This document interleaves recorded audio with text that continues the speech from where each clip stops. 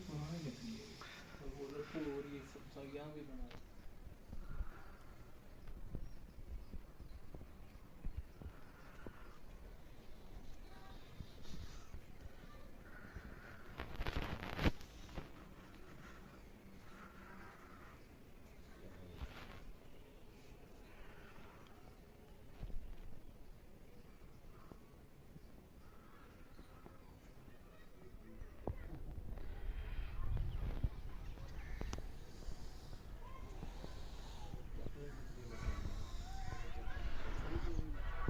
खतरा है गिरने का वैसे।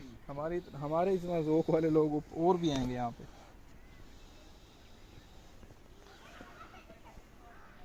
यानी ये 20 45 साल पुरानी है ये।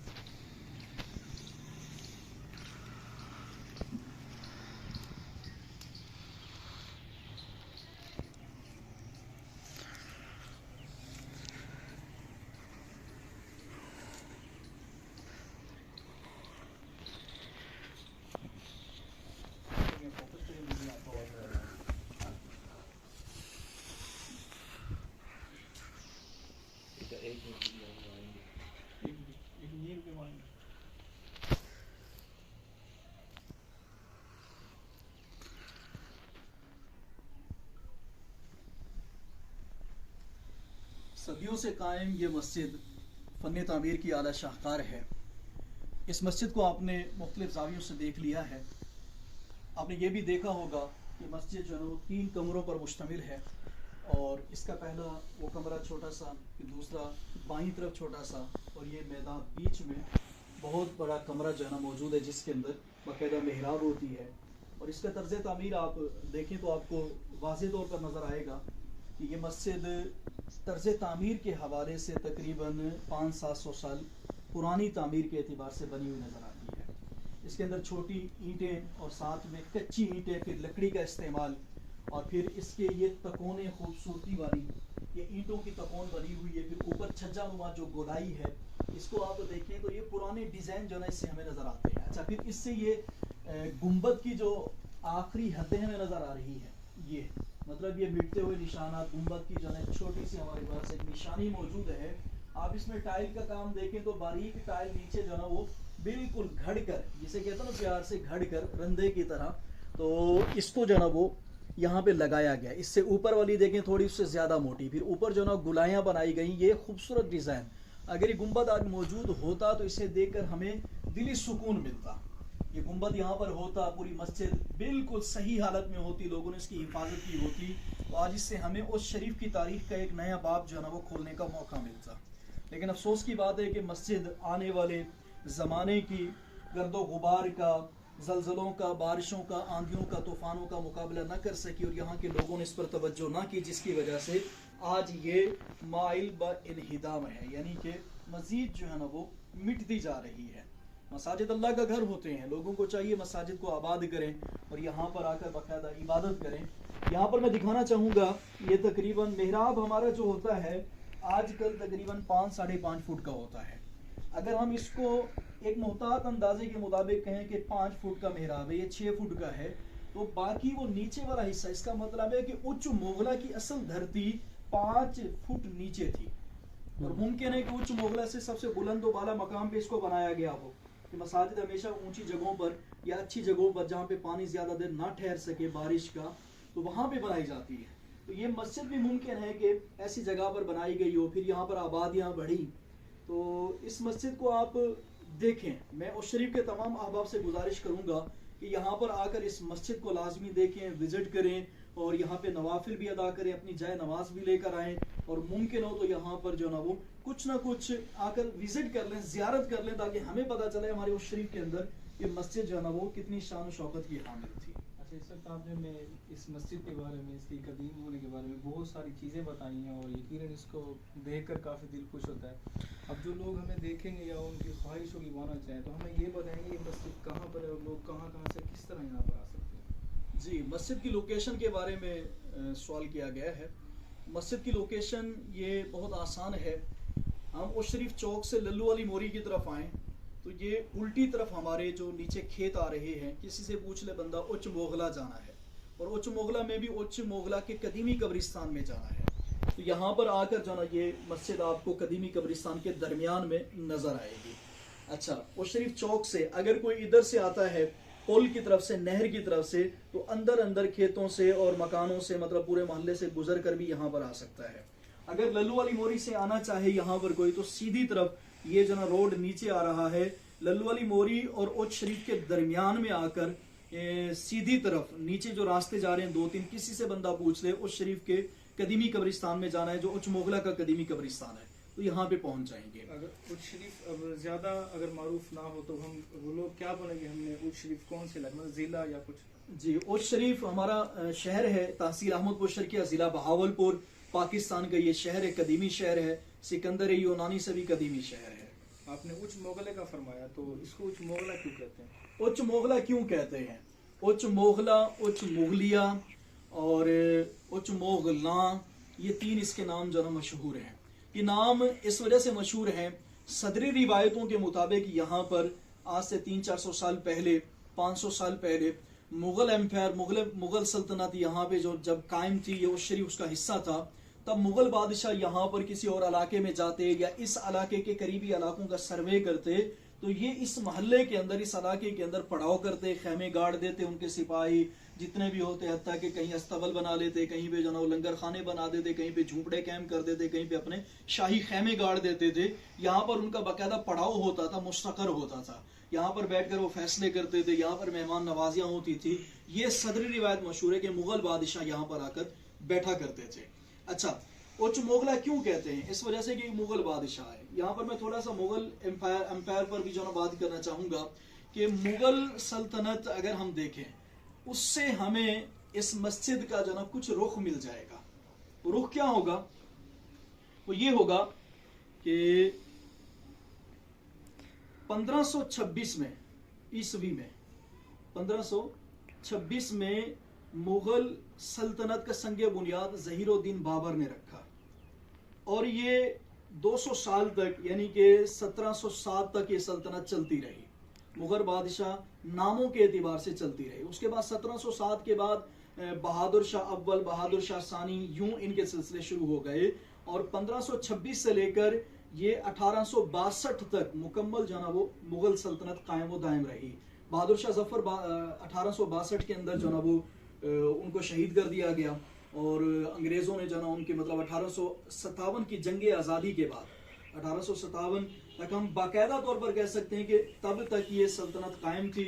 उसके बाद 5-7 साल बहादुर शाह जफर को पकड़ने में, कैद खाने में रखने में और सजाएं देने में और अदालतों में भेजने में, नज़रबंदी करने में ये गुजर गए। तो ये सल्तनत जो ना उस दौर की है। अगर उस एतबार से हम देखें तो इसकी जो तामीर नौ की गई, या इस मस्जिद की तोसी की गई, या इस पर जो ना काम किया गया है, तो यकीनन अब बहादुर शाह जफर के हम बुजुर्गों को देखें, 1526 में ज़हीरुद्दीन बाबर ये काबुल से आते हैं, यहाँ पर जो ना वो इब्राहिम लोधी को शिकस्त देते हैं, और उसके बाद जो ना यहाँ पे हमला कर देते हैं। इब्राहिम लोधी भी क्या था कि वो अपने हाथी लेकर आ गया, और ज़हीरुद्दीन बाबर की फौज जो थी, इसके पास तोप और उस दौर के जो ना जदीद हथियार थे। अब ये तोपें जब दागते थे ना, इब्राहिम लोधी की भले 10 गुना ज्यादा फौज थी, लेकिन ये कि तोपों की भयानक आवाज से क्या होता था कि वो भाग जाते थे, अपने सिपाहियों को रौंद के चले गए। यूं ज़हीरुद्दीन बाबर ने काबुल से यहाँ पर आकर आगरा और दिल्ली के अंदर मुगल सल्तनत को कायम किया। अच्छा, ज़हीरुद्दीन बाबर के बाद उसके बेटे हुमायूं ने इस सल्तनत को कायम किया, कायम व दायम रखा। फिर बादशाह अकबर आया, अकबर के बाद उसका बेटा जो ना शाहजहां आया, शाहजहां के बाद औरंगजेब आया, औरंगजेब के बाद कौन आया? औरंगजेब के बाद यही फिर बादशाह अव्वल, बादशाह सानी, ये अदवार चल पड़े। उनका बेटा शहदारा शिकौ भी है। तो ये नाम जो ना वो तारीख में मिलते हैं। इनमें से किसी बादशाह ने इसको बनवाया होगा, या तामीर नौ की होगी, या तोसी की होगी, या इसकी खूबसूरती में इजाफा किया होगा, यहाँ कुछ ना कुछ किया होगा।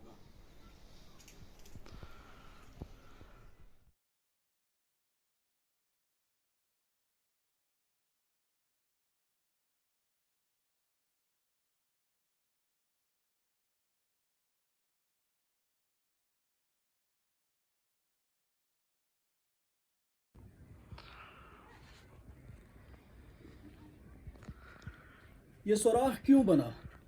यहाँ पे एक छोटा गुंबद मौजूद था, वो कहाँ गया? ये गिरती दीवारें, ये झड़ती मिट्टी और ये गोलायाँ और ये रास्ता सा बन गया है, यहाँ से ऊपर जा रहे हैं, इस चीज़ की हिफाजत कौन करेगा? इस चीज़ को कौन देखेगा? इसके ऊपर देखें, ये बहुत बुलंदों वाला गुंबद है और कितनी ही लंबाई और चौड़ाई में है, कितना ज़बरदस्त नज़र आ रहा है। इन चीज़ों का अमीन कौन है? इन्हें कौन संभालेगा? इनकी हिफाजत कौन करेगा? क्या आने वाले 50 सालों में इस मस्जिद का निशान मिट जाएगा? ये सवालात हमारे जहन में पैदा होते रहते हैं। तो मैं यही कहूँगा, इस मस्जिद की हिफाजत की जाए और इसकी चार दीवारी पर और इसके जो गुंबद थे और इसकी जो मिट्टी हुई चीज़ें हैं, इनको संभाला जाए, सहारा दिया जाए, ताकि उस शरीफ का ये विरसा महफूज हो सके।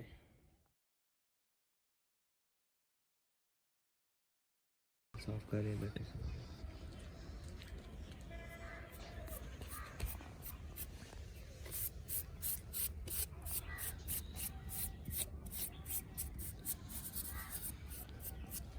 सुभान अल्लाह। या अल्लाह या मोहम्मद ला इलाहा इल्लल्लाह मोहम्मद रब्बी इग़फिर वरहम व अंत खैरुर राहिमीन। मरहुमा कुंदन बीबी सोजा मलिक मोहम्मद बख्श लल्लू। तारीख़ वफ़ात 1969। 1969 की ये कब्र है जो इस वक्त तकरीबन इस इहाते में सबसे कदीमी कब्र है। और दूसरी कब्र ये है 1976 की। यहाँ पे अगर आप देख सकते हैं, ये क्या है, 1976 की बामुताबिक 1396 की। तो जी 1396 की कब्र है ये। इसको देखें तो इससे हमें ये पता चलता है जैसे 1969 की ये है, 1969 की ये है। अब क्या है, 31 और 21 कितने हो गए, 52 साल। 52 साल पहले इतनी तारीख का पता चल रहा है कि मस्जिद के सहन में कब्रें आ चुकी थी। ये सहन है ना मस्जिद का, तो इसमें कब्रें आने का मतलब ये है कि यहाँ पर मस्जिद के सहन में लोगों ने कब्रें बना दी हैं। बहरहाल मस्जिद में जनाजे का आना, मस्जिद के अंदर ये मुर्दे को दफनाना, मुर्दे को लाना, शरीयत में इसकी कतई इजाज़त नहीं है। के हवाले से क्या मुस्तकबिल आप देखते हैं? उस शरीफ का फ़न तामीर के हवाले से मुस्तकबिल कोई ख़ासा रोशन तो नज़र नहीं आ रहा। मुझे बहरहाल इस बात में बेहद खुशी है कि मकबरा बीबी चिवंदी और साथ में जो 2 मकाबिर हैं और इसके अलावा 1-2 और जगहों पर मेमार लगे हुए हैं, अल्हम्दुलिल्लाह उसको फिक्स कर रहे हैं, ताकि जो ईंटें और मिट्टी, बुरादा और जो काम उसका काशीकारी का, पच्चीकारी का, गुलकारी का, गच्चीकारी का बिखर रहा था, नीचे उतर रहा था, ये सारी चीज़ें जो ना मज़ीद शिकस्त का शिकार ना हो जाएं, शिकस्त और रेख्त का शिकार ना हो जाएं, गिर ना जाएं, बार बार घुरती ना रहें, नीचे उतरती ना रहें। इस वजह से उसका एक बंद बांध दिया गया नई जदीद तामीर के साथ। ये बहुत अच्छी बात है और अल्लाह ताला हमारे महकमे को सलामत रखे, जिन्होंने तवज्जो की, आज ये काम हो रहा है। आपने सवाल किया कि उस शरीफ का फ़न तामीर के हवाले से मुस्तकबिल क्या है। मैं यही कहूँगा, मुस्तकबिल तो रोशन है और रोशन रहेगा, इस बात में कोई शक नहीं है। आप जैसे नौजवान यहाँ पर हैं, काम देखते रहेंगे, करते रहेंगे, सोशल मीडिया पर उस शरीफ को नुमाया करते रहेंगे, तो इंशाअल्लाह कभी ना कभी किसी की नज़र यहाँ पे पड़ सकती है जो आकर इन गिरती दीवारों को सहारा देंगे, इन खूबसूरत झरोकों को, कुंगरों को और ऐसे मेहराबों को संभालेंगे। तो उस शरीफ का फ़न तामीर के हवाले से मुस्तकबिल यही है कि मैं अहबाब इक़्तिदार से अर्ज़ करूँगा, जो इस वीडियो को देखें, सुनें, उनसे भी गुजारिश करूँगा कि उस शरीफ पर तवज्जो करें, अपने ताल्लुकात इस्तेमाल करें। ऐसी मसाजिद जो नायाब चीज़ें हैं, इसकी हद बंदी करके यहाँ पर जानवर आ जाते हैं, यहाँ पर पता नहीं। ऐसे दुख भरी बात मैं और भी करना चाहूँगा, यहाँ पर आते हुए रास्ते में कुछ ईंटें बिखरी हुई नज़र आई और मुझे लग रहा है इस मस्जिद की होंगी या बाहर जो मस्जिद का गिरता हुआ हिस्सा है वहाँ से उठा के रखी गई होंगी। अच्छा, दूसरी बात, मकबरा बीबी चिवंदी को देखें तो साथ में कब्रों पर लोग कतबे लगाते हैं और वहां पर आपने देखा होगा नीली नीली टाइलें लगी हुई है, ठीक है ना। वो लग रहा है कि बीबी चिवंदी से, बहावल हलीम से या मकबरा नूरिया से उतार के या वहां से गिर रही होंगी, इन्होंने अपने बुजुर्गों की निशानी के लिए उसको लगा दिया होगा। तो ये एक अच्छी बात नहीं है, क्योंकि मैंने देखा है लाहौर में, इसके अलावा लाहौर के अलावा कसूर के अंदर और इन जगहों पर मैंने देखा है, इनके म्यूजियम के अंदर देखा है कि पुरानी जो नक्काशी, खत्ताती और काम वाली टाइलें होती थी, काशीकारी वाली टाइलें, मोमबतकारी वाली टाइलें होती थी, गच्चीकारी वाली टाइलें होती थी। गच्चीकारी टाइलों का काम नहीं है, ये प्लस्तर को कहते हैं। तो गुलकारी, मोमबतकारी और इसके अलावा प्रकार के जरिए भी होता है। तो इन चीज़ों से बनी हुई नायाब चीज़ें उन्होंने म्यूजियम के अंदर सजाई हुई हैं कि ये पत्थर उस दौर का हो सकता है, ये तख्ती उस दौर की हो सकती है, और ये जो हमारे सामने प्लेट है, ये टाइल है, ये उस दौर की हो सकती है। तो मैं यही अर्ज़ करूँगा कि हमारे इस नायाब विरसे की हिफाजत की जाए ताकि उस शरीफ के अंदर हमारी आने वाली नस्लों को पता चल सके कि उस शरीफ कितना कदीमी और अज़मत रफ्ता की यादगार। बिस्मिल्लाहिर्रहमानिर्रहीम। अच्छा, हम वापस जा रहे थे, ये गढ़ा नज़र आया। ये गढ़ा थोड़ा ऊंचा है, वो सामने गढ़ा तकरीबन 1.5 साल पहले इससे ज़्यादा नशीब में गहराई में था। अब उस गढ़े और इस गढ़े में हम खड़े होकर भी देखें तो साथ वाली ये मस्जिद दिखाएं, मस्जिद दिखाएं, ये साथ वाली मस्जिद हमने इसे अंदर से देखा, इसका मेहराब धंसा हुआ था, मतलब 5-6 फुट नीचे था। अगर हम इस खड्डे में भी खड़े हों तो फिर भी मेहराब हमसे अभी नीचे है, ठीक है ना। ये खड्डा ऊपर है, ये गढ़ा ऊपर है। अगर इसकी 2 फुट मज़ीद खुदाई की जाए, ये बहुत ज़्यादा नीचे है, फोकस कीजिए इसे, बहुत ज़्यादा नीचे है। इसके अंदर 2 फुट मज़ीद जो है ना वो खुदाई की जाए, फिर हम खड़े हैं तो हम कह सकते हैं कि हम मस्जिद के सहन के बराबर जो ना अब खड़े हुए हैं। इसका मतलब है कि आस पास में ये आबादी जो है ये बाद में आई, और इससे पता चलता है कि यहाँ पर जो है ना वो लोग आए, बसते गए, ज़मीन ऊंची होती गई, यहाँ पर जो है ना वो लोगों ने मकानात बनाए, यूँ जो है ना वो मस्जिद भी धंस गई। या फिर ये भी हो सकता है मस्जिद नशीब में बनाई गई, महल्ला ऊंचा हो सकता है। बहरहाल इस पर तहकीक का भी जो है ना वो दरवाज़ा खुला हुआ है, तहकीकात होती रहेंगी, नए नए राज सामने आते जाएंगे।